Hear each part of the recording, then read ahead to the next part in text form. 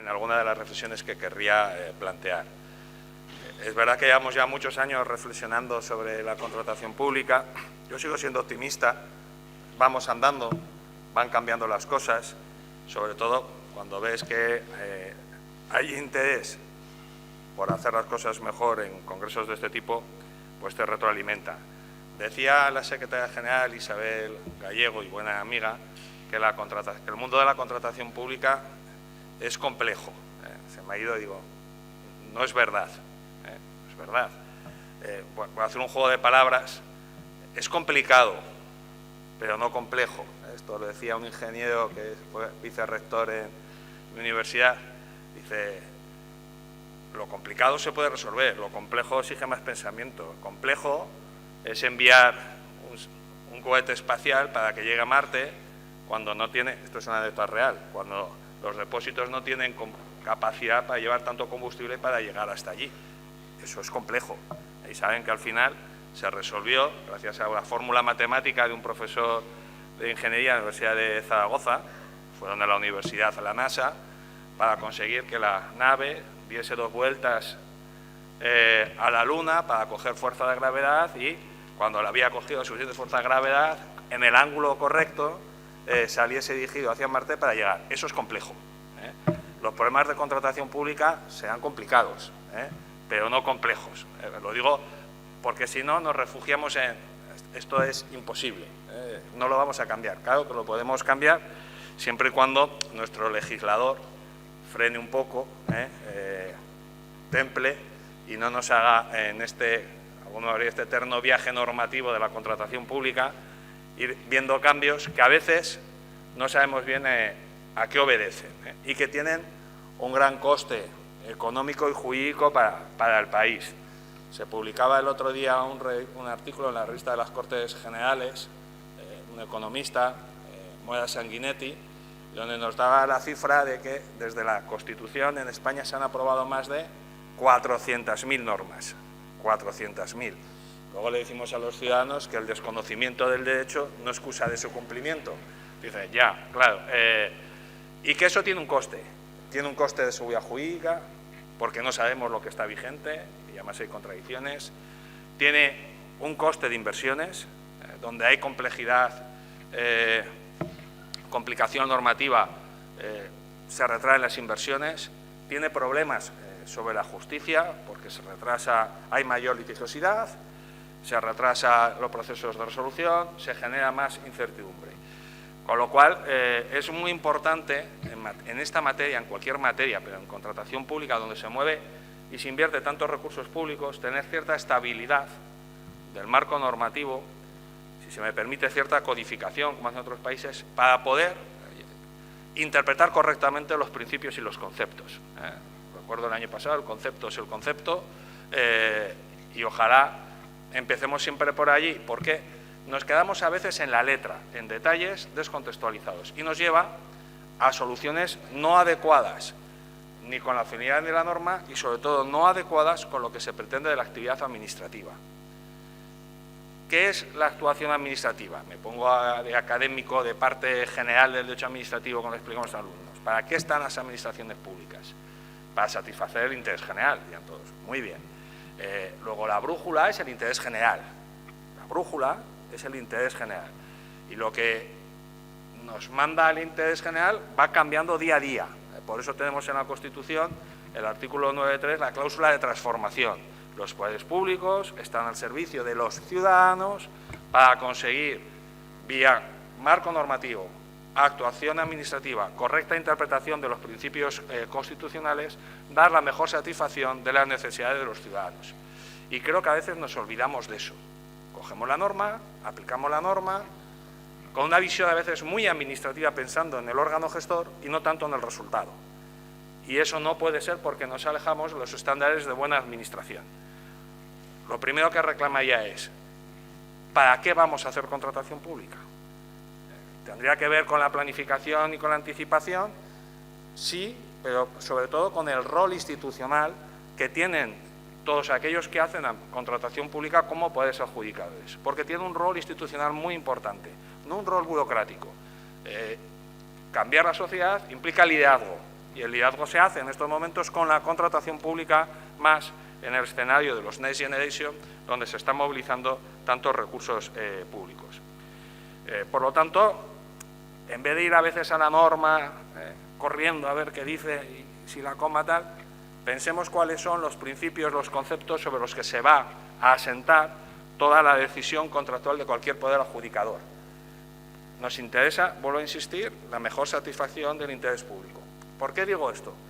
Porque me sigue sorprendiendo, y en este caso no para bien, sino para mal, que en España, con la gestión de los Next Generation, estamos teniendo cuando menos un cuello de botella interpretativo, se quería combatir con cambios normativos y es un cuello de botella interpretativo en el que no somos capaces de levantar la vista, somos como gallinas que van picando tiqui, tiqui, tiqui, es una frase del filósofo Marina, en vez de volar más alto, decir a dónde quiero ir, y eso está frenando la movilización de importantes recursos públicos que tendrían que estar llegando a la sociedad. Decía el reto, no nos llega a la universidad, mal, pero es que no llegan a las empresas y no llega, por tanto, al objetivo principal de reconstrucción y resiliencia. Y es algo que no podemos perder. Y esto no es culpa de las normas, es a veces culpa de una interpretación incorrecta de los principios sobre los que se asientan las normas. Las normas no salen porque sí.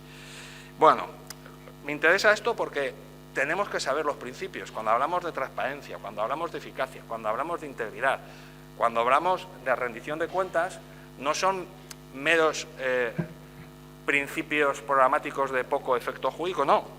Son las reglas principales que en una interpretación de las normas no los podemos romper.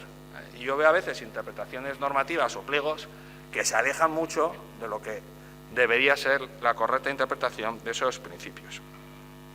Daré algunas ideas sobre lo que creo que tendríamos que tener en cuenta en lo que el documento que se tiene que aprobar.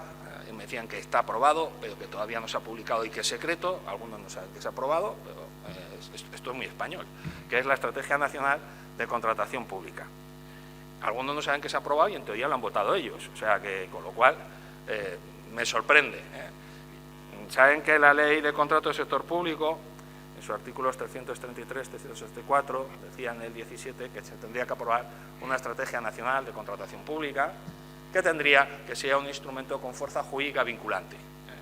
Viva la seguridad jurídica, porque decimos que es un instrumento con fuerza jurídica vinculante, se supone que sea norma. ¿Qué tipo de norma? Competencia exclusiva, competencia concurrente, se publicará en el boletín oficial, qué efectos tendrá. Si es norma jurídica y tiene carácter vinculante para todos, cualquier gestor, cualquier órgano también de control tiene que estar atento a lo que diga esa Estrategia Nacional de Contratación Pública. Y en relación a esa estrategia, en su caso, querría recordar, en primer lugar, el fundamento de la contratación pública no es un fundamento nacional. Llevamos, el profesor José Antonio y yo empezamos hace ya, en el 95, sobre estos temas, insistiendo que no se puede saber contratación pública en un país sin saber contratación pública europea. Y cada vez me sorprende que, a pesar de que llevamos, nos olvidamos de que hay directivas europeas, nos olvidamos de que hay jurisprudencia europea y, lo que más grave, nos olvidamos incluso de que hay reglamentos europeos que tienen fuerza jurídica vinculante directa. Por citar uno, el reglamento de compra con países extranjeros, de compras internacionales, que ha aprobado la Unión Europea y del que hay un magnífico trabajo del profesor Javier Esteban, y que tiene importantísimas consecuencias en los elementos de solvencia de las empresas y valoración de ofertas de países que no son de la Unión Europea, y que se aleja de lo que venimos haciendo de comprar a precio barato, y si es chino, pues da igual. Pues no, muchas de esas actuaciones que estamos tomando serían ilegales y pasa desapercibido porque al derecho europeo no le estamos dando en España la importancia que tendría. Y me interesa recordar algo que ya me han oído, pero soy muy machacón, que cuando interpretamos las normas, aparte de respetar el derecho europeo, tenemos que respetar la finalidad de las normas europeas. Esto es muy importante. Yo no puedo coger una norma y hacer una interpretación contraria a la finalidad de esa propia norma. La Unión Europea, recordarán, cuando estábamos todavía con la pandemia, en octubre del 2020, el Consejo de la Unión Europea, el Consejo es el órgano político de referencia en la Unión Europea, no, por recordarlo, pues a algunos se nos olvida, ha aprobado un documento que se publica en el Diario Oficial de la Unión Europea, donde se dice inversión pública mediante contratación pública. Y establece cuáles son los criterios interpretativos del marco normativo general en la Unión Europea. Y desde luego no es el precio, ni la burocracia, ni más papeles. Está pensando en comprar por resultados, en movilizar los recursos públicos para relocalizar empresas, para conseguir satisfacer mejor el interés general.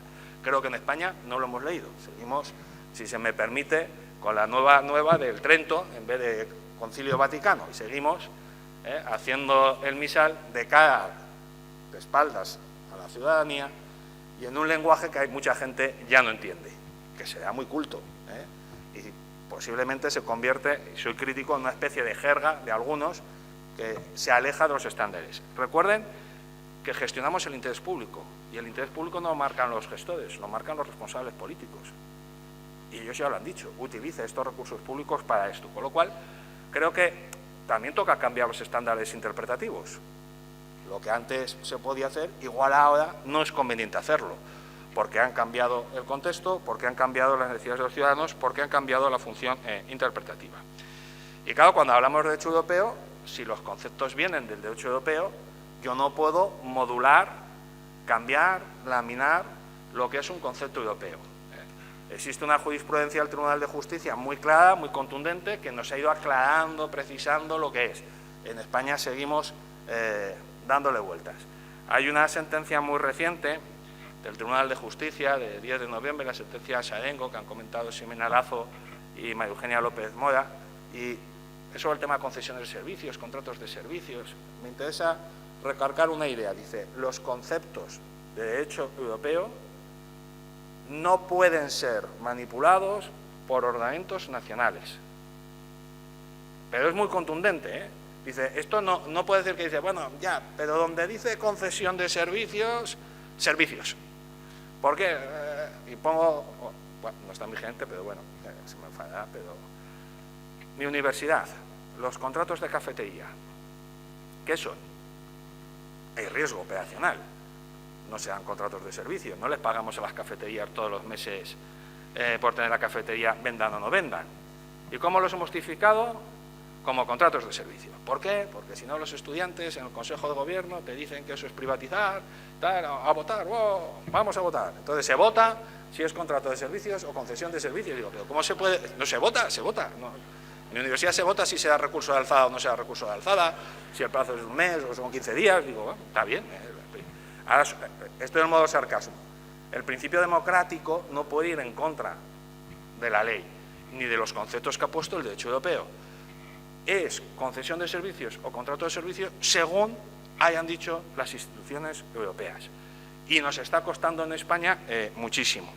Básicamente porque hacemos interpretación, o sea, lo que hacemos es, entre comillas, darle una vuelta a la normativa europea de su jurisprudencia para hacerle decir lo contrario para que nos encaje. Esto es muy español.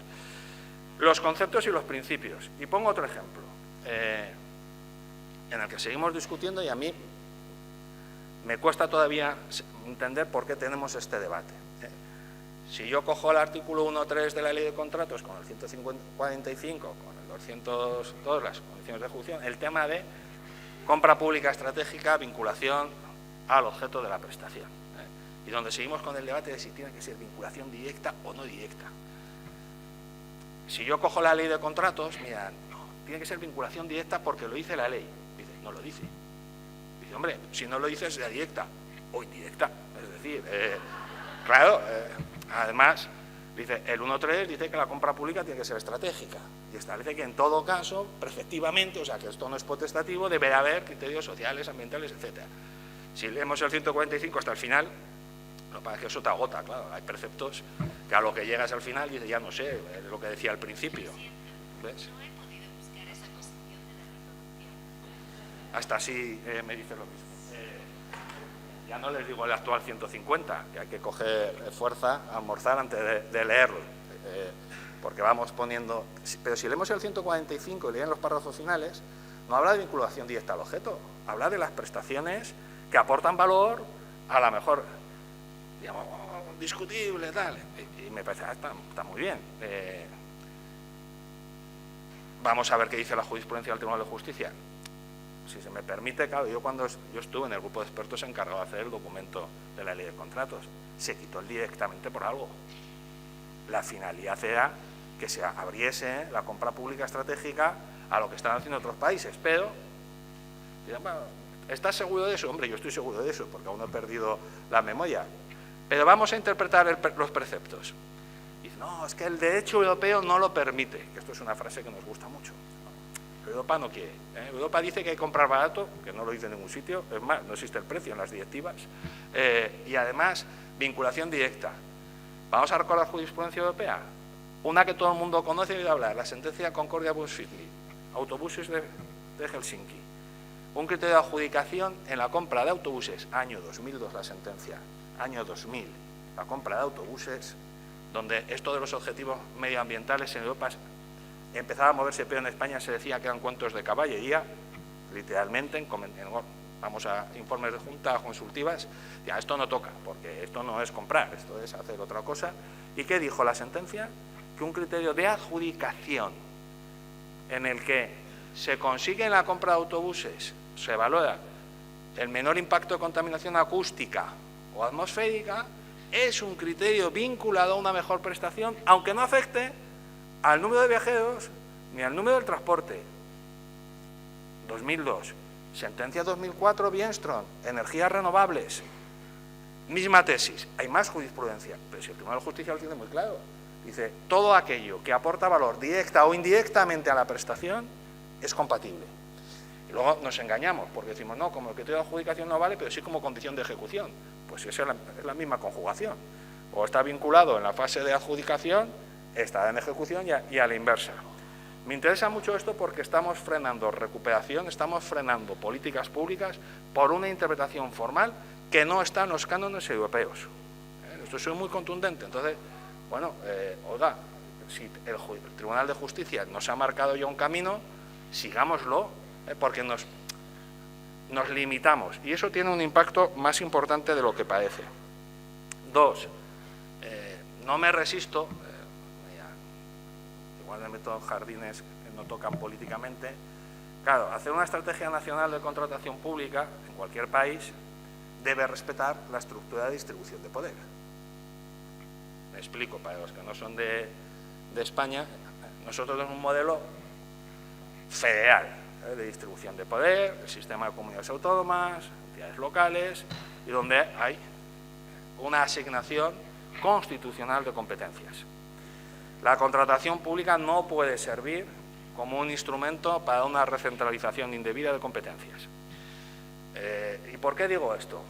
Porque en estos últimos tiempos, aprovechando quizás la crisis de la pandemia, en mi opinión, lo someto a debate, el Estado, bajo, a mi juicio también, una mala interpretación de la jurisprudencia del Tribunal Constitucional sobre hasta dónde llegan las competencias cuando se están financiando con subvenciones, está utilizando los fondos europeos a modo de spending power. Tengo capacidad de gasto, intervengo en los títulos competenciales. Y hay una premisa que es falsa. Dice, los fondos europeos van del Estado español, al Estado, no a la Administración General del Estado. Y esto lo tiene dicho el Tribunal de Justicia. Fíjense que en Europa, países como Francia, centralistas, han descentralizado la asignación de fondos europeos a escala local.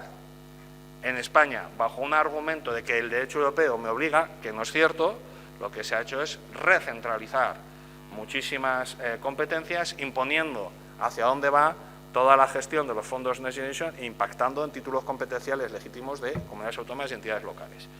Y me preocupa también porque esa dinámica recentralizadora, que ideológicamente es tan correcta como otra, pero el marco constitucional es el que es.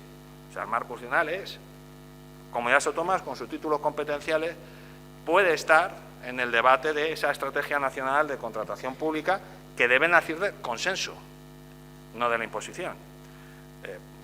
Si han leído la ley de contratos, ¿cómo se aprueba la Estrategia Nacional de Contratación Pública? La aprueba la Oficina de Regulación Independiente de Supervisión de la Contratación, la propuesta la tiene que hacer el Comité de Cooperación, donde están las comunidades autónomas que tienen mayoría. Mira Miguel Ángel Bernal, cuando estaba director general, dice, y la mayoría es la mayoría, el Estado no tiene derecho de veto. no sé, algo igual nos cuentan mañana Neus o Macarena sobre cómo va o cómo ha sido todo esto, pero es muy importante en una estructura descentralizada como España no imponer criterios interpretativos que puedan frenar la recuperación, porque, por ejemplo, Cataluña no es lo mismo que Castilla, León o Aragón, donde tenemos problemas de, por ejemplo, despoblación o de cohesión social que no son de otros sitios. E imponer soluciones interpretativas o imponer fórmulas de cómo movilizar los recursos puede ser contrario al sistema de distribución competencial.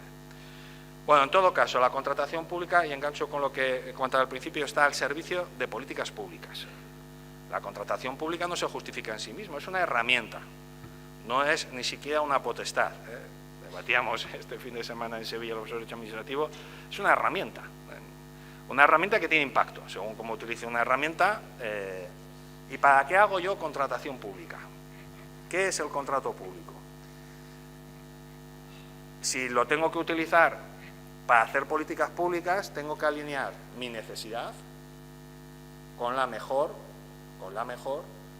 consecución de las políticas públicas que están en ese marco, ¿no? José Pernas nos recuerda y nos dirá que esto de la compra pública estratégica, la sostenibilidad ambiental, social también, no es un tema ya de opción, que los cambios normativos europeos forman parte primaria de los objetivos de política económica de la Unión Europea. Esto no es si apetece sí y si apetece no, es sí o sí. De hecho, la Unión Europea, en documentos vinculantes para los Estados, viene insistiendo que la contratación pública tiene que ser estratégica, porque se trata de conseguir el mejor rendimiento en las políticas públicas. Y si una política pública es la sostenibilidad, si otra política pública es la digitalización, si otra política pública es las pymes, trabajar sobre sectores desfavorecidos, no puedo estar haciendo la contratación pública de hace 20 años, porque el resultado se va a alejar de los cánones europeos. Les dejo otra reflexión a los que están en el mundo de la gestión. Yo me considero del mundo de la gestión. Dice, a veces decimos, no, esto no se puede hacer. Pues lo está haciendo Italia, o Francia, o Alemania, o Finlandia, y tienen las mismas normas jurídicas que España. Y la Comisión no se queja. Es más, la Comisión nos vigila a nosotros. Entonces, si siguen, de quien no se fía la Comisión, no es precisamente de los nórdicos. Creo que esta semana viene la responsable de los fondos del Parlamento Europeo y vienen a España. Y han dicho en una declaración, no sabemos dónde están los fondos europeos. Le dice, esto es como Wall-E, búscalo. Le dice, y nos preocupa. Le dice, ¿y a dónde van? A España. No han ido a Italia, Michele, han ido a España. Mira mi colega de Trento, dice, hombre, pues igual no lo hacemos tan bien, porque si en Europa están preocupados en cómo, dice, porque hablamos de gastar y no gastamos, tenemos que invertir. Este es otro elemento al debate que querría añadirles como reflexión. Creo que nuestra normativa presupuestaria ha contaminado, y utilizo intencionalmente, ha contaminado lo que es el río de la contratación pública, porque sospechamos que puede haber fraude donde no lo hay, frenamos muchas decisiones y por mor a no sé qué criterios presupuestarios, los objetivos de la contratación pública no se cumplen. Y eso me preocupa, porque tenemos objetivos de primer nivel, el Tratado de París con la descarbonificación, etcétera, y no somos capaces de aplicarlo. Por ejemplo, en el tema de salud, saben que ese es un tema que me preocupa y ocupa últimamente, bueno, en España estamos haciendo una compra un tanto extraña, aparte de comprar a precio, eso implica que nos quedamos sin determinados productos sanitarios porque las empresas no vienen, claro, lo que te dicen, no te lo va a comprar a 10, a 1, dice, no te lo vendo, ¡hala! Pues no, desierto, dice, muy buena gestión, Si alguien tiene determinadas patologías, ahora no las cubre porque no sabemos cómo las compramos, pero el sector salud saben que es el cuarto sector del mundo que más emisiones CO2 emite al planeta. ¿Estamos adoptando alguna medida de sostenibilidad en un sector tan importante donde vía presupuestos es el 50% lo que manejamos? No. ¿Utilizamos el concepto ciclo de vida? No. ¿Utilizamos los criterios ESG de Naciones Unidas, que es entorno, sostenibilidad y gobernanza, como un criterio de discriminación de ofertas? No, pero lo están haciendo todos los países del entorno. ¿Por qué? Porque el objetivo es cumplir con políticas públicas tan importantes. Hablamos de medio ambiente, que es importante. Hablamos de sostenibilidad, pensemos en pymes, pensemos en innovación. Supongo que habrá leído alguna noticia. Tenemos empresas españolas con la mejor tecnología en innovación y no se lo compramos. ¿Por qué? Porque los criterios de adjudicación que utilizamos impiden que puedan llegar al mercado público y viven de que se los compran otros países europeos o en Estados Unidos. Empresas en ciberseguridad, empresas en ámbitos sanitarios de tecnología muy avanzada. Igual no estamos comprando bien. Si yo tengo en mi país alguien que es la vanguardia, bajo el argumento de vaya usted a saber qué compro, hombre, si otros lo están comprando con las mismas normas, pensemos qué queremos y para qué lo queremos. La estrategia también, colaboración público-privada. Yo creo que no moveremos esto sin colaboración público-privada y sin colaboración público-pública. Vengo insistiendo, yo creo que, y es algo que quizás aquí estamos todos de acuerdo, o muchos, que el interés general ya no se puede satisfacer solo con una actividad prestacional de los poderes públicos. O sea, lo de yo soy el Estado y yo no podemos construir los hospitales con nuestros propios funcionarios, no podemos hacer resonancias ni productos farmacéuticos, tengo que acudir sí o sí al sector privado, a la sociedad civil, lo cual en otros países es lo más ordinario, porque el interés general lo protege, es garante la administración pública, pero lo satisface de forma conjunta con la sociedad civil. Lo que hay que saber alinear bien cómo se garantiza ese interés general. Y necesitamos una mejor colaboración público-privada, una mejor colaboración público-pública. Pues a veces también tenemos competencia entre lo público y lo público. Paréntesis, si no entro, el debate entre medios propios y no medios propios y el impacto que puede tener sobre el sector empresarial. Saben que la Comisión Nacional de Competencia está muy preocupada en que los Next Generation vayan en un porcentaje muy alto a organización administrativa y no al sector empresarial que dinamiza la economía. Reflexiones que deberíamos tener muy en cuenta. Necesitamos colaboración público-privada bien montada, y posiblemente los plazos deben adaptarse a esos modelos y quizás coger la ley para forzar interpretaciones normativas que permitan hacer cosas distintas. Creo que somos muy formalistas. Yo cojo la ley de contratos y los pliegos y veo muchos procedimientos abiertos, muchos criterios objetivos. Veo muy pocos negociados con publicidad. Sin publicidad sí, eso es más fácil. ¿Y por qué no el negociado con publicidad que me permite seleccionar empresas? Luego dice, es que eso pierdo mucho tiempo. Dice, ya, claro, pero ejecutas mejor.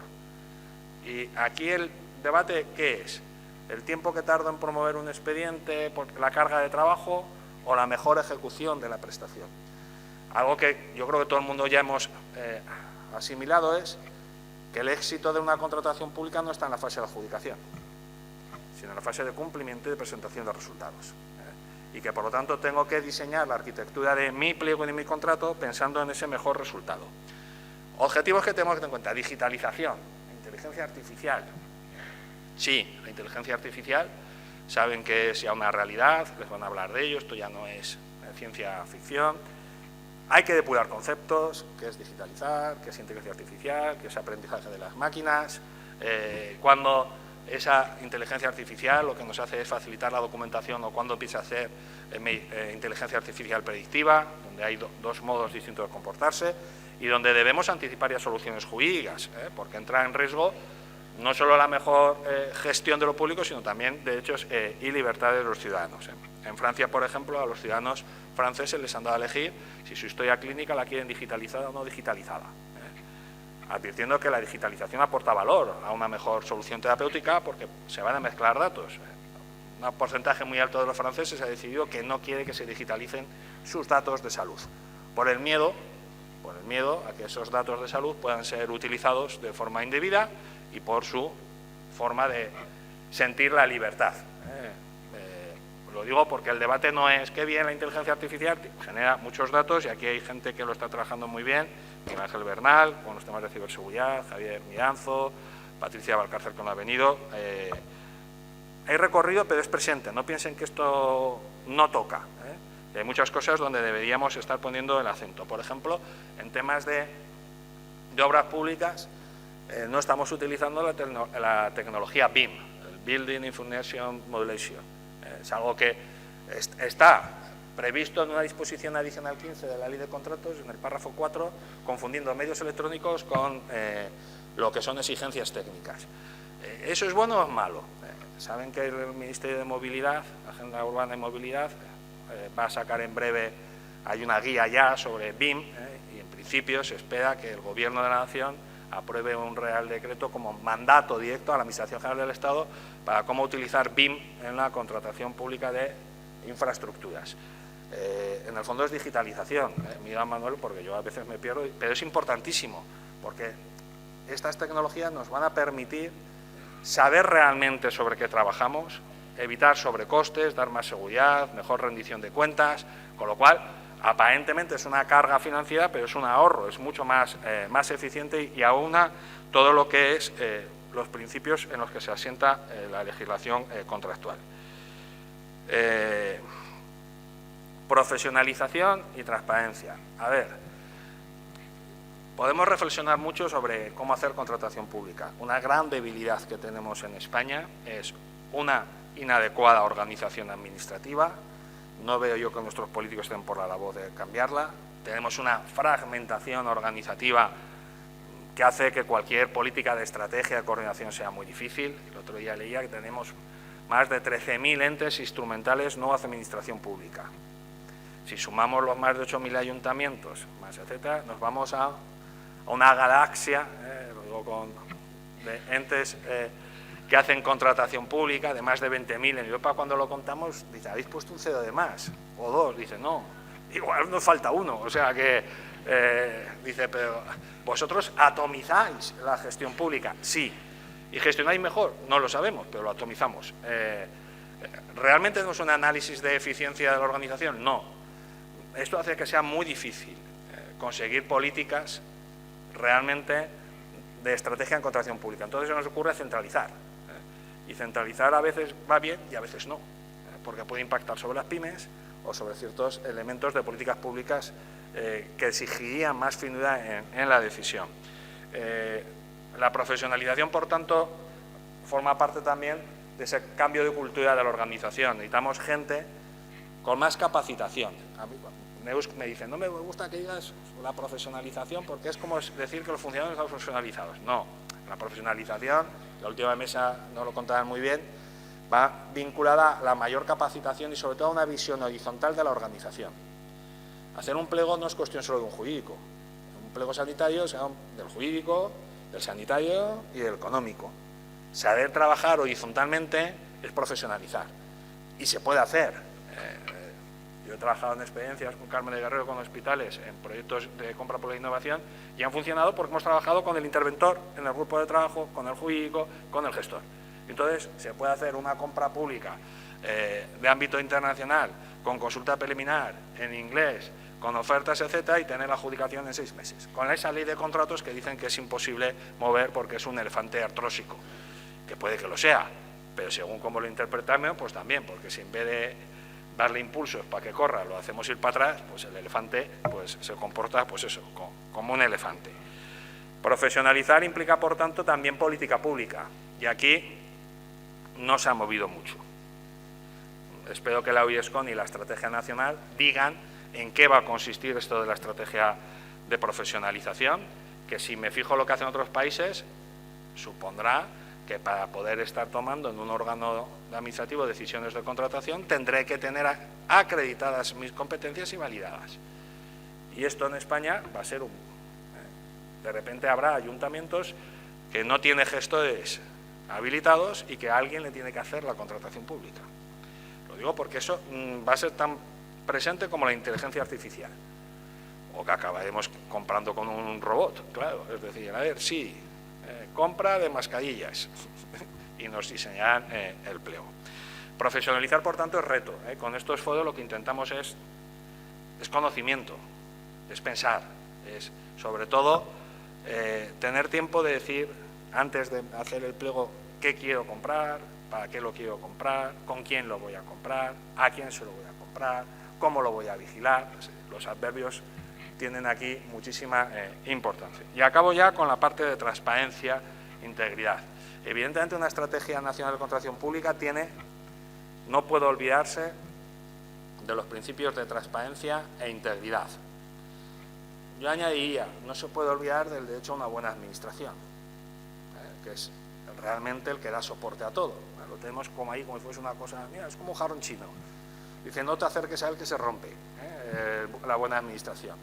Y que es un estándar de control. Si van a la jurisprudencia de la Sala Tercera del Tribunal Supremo, vean que está haciendo un buen checklist del derecho a la buena administración y anulando decisiones que decimos que son legales porque cumplen con la ley, la letra, pero se escapan del derecho a una buena administración. Lo digo porque parece que con justificar en el informe que he cumplido con la letra de la norma ya nadie me puede anular el acto administrativo, y sí, si te alejas de los principios, el acto administrativo es ilegal, por mucho que le busquemos soporte, y lo está diciendo la Sala Tercera del Tribunal Supremo.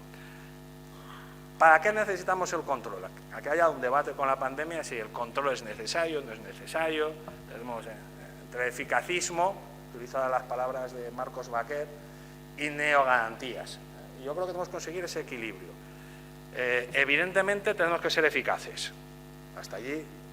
Y la Administración tiene que tener capacidad de dar respuesta rápida a los problemas.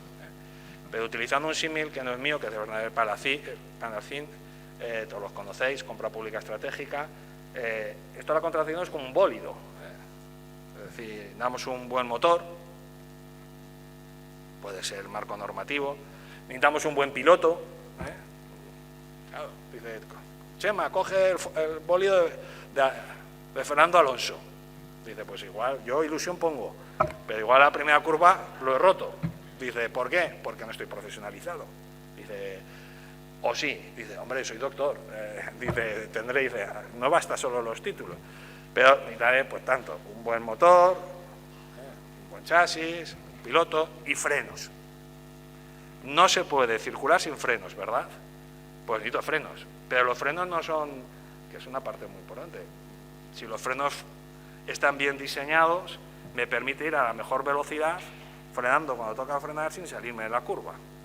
Los frenos, puedo decir, no, freno y paro el coche. Esto es muy español. No arranques. Si no arrancas, no te estrellas. Dice, hombre, ya, hay que correr la carrera, ¿no? Lo digo porque con los Next Generation yo he visto gente que dice, cuánto riesgo, Chema. No vamos a pedir nada. Administraciones, qué pereza. ¿Y si sale mal? Dice, yo no corro. Dice, hombre, hay que correr y hay que buscar frenos. ¿Y dónde tienen que estar los frenos? Mi opinión, y acabo con esto ya. Yo soy muy crítico con el sistema de control administrativo que tenemos en España. Y transmito lo que ya nuestra Asociación de Profesores de Derecho Administrativo dijo en Zaragoza en el 2015, donde quiero recordar que tenemos un sistema de recursos administrativos anclado en la legislación anterior, de un régimen que todos hemos olvidado, pero no la legislación. Añadamos la Ley de Contratos del Estado del 65, que digo, anda tú. Y no, funcionaba muy bien entonces. Digo, hombre, claro, funcionaba de maravilla. ¿Quién le decía que no al que quería comprar eso? Y nadie recurría. ¿Pero quién iba a recurrir en los años 60? Y la intervención no decía, es que el interventor que decía algo lo cambiaban y lo llevaban a Algeciras. Añadamos cosas descontextualizadas. Cojan la Ley de Contratos del Estado y dicen, a ver qué puedo hacer con ella ahora. A lo que voy, necesitamos un sistema de control moderno. Los tribunales administrativos han sido un paso adelante, donde tiene que haber profesionalización. No, aquí tenemos que pensar si la arquitectura hay que ajustarla. Algo que dijo el profesor Martín Razkin hace tiempo y con razón, que dijo, hombre, a ver, tenemos asimetrías, unos de una manera, otros de otro, cómo se selecciona. Pues tendría que ir la gente mejor capacitada, sabiendo que, y esto es muy importante, que quien controla hace gestión. El control no es diferente de la gestión. O sea, la contratación pública es necesidad que hace el político, no el funcionario. Tramitación que hace el gestor, no el político. Control para mejorar la gestión que hace los funcionarios encargados de esa función de supervisión interna, externa, sea la intervención, sea solo en el control externo. Creo que vivimos un reparto de roles muy vertical y que es un freno, y eso es lo que hay que cambiar. No digo que no haya control de intervención, no digo que no haya control externo, pero tenemos controles a veces que esperan a que nos llegue el cadáver. decía a los órganos de control externo el año pasado, digo, tenéis una función muy bonita, sois médicos forenses. Dice, habla. Dice, es más, esperáis que el cadáver esté bien disecado, lo tenéis un buen tiempo allí, a ver cómo se comporta, y luego con mucho tiempo, parsimonia, llegáis a la conclusión, se ha muerto porque fumaba. Dice, ¿cierto? Dice, ¿y desde cuándo fumabas? Desde hace 20 años, y lo sabía. Dice, sí, ¿y no se te ocurrió decirle que no fumase? No, porque mi rol es esperar a hacer el certificado de función. Pensémoslo esto en el control. ¿Tiene sentido? ¿Dónde tiene que estar el control? Esto es como la medicina. Tenemos que trabajar en un modelo de salud preventivo, no reactivo. Necesitamos administraciones proactivas, que anticipen decisiones, que piensen en el ciudadano. Y el control igual. ¿Por qué no podemos tener un control en tiempo real? ¿Por qué con los Next Generation no hemos montado estructuras que han hecho otros países, horizontales, poniendo en la toma de decisión también a quienes controlan? En España saben cuál ha sido la solución, ¿no? Lo leí ayer.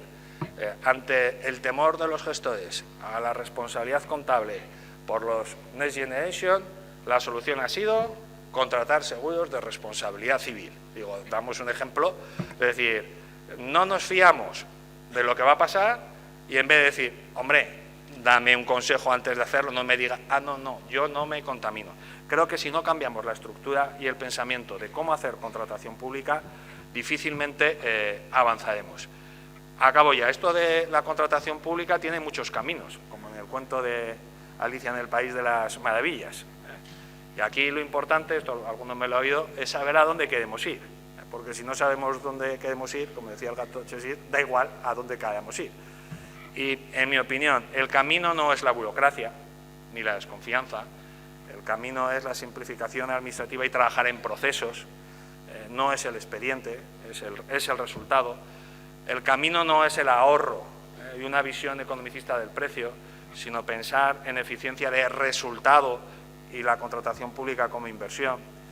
El camino no es el monopolio en la gestión, sino trabajar cooperativamente a nivel administrativo y a nivel de sociedad civil.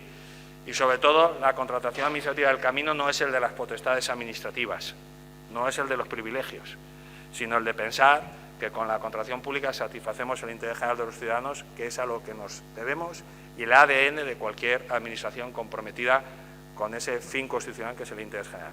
Ojalá sepamos entre todos elegir el mejor camino. Muchas gracias.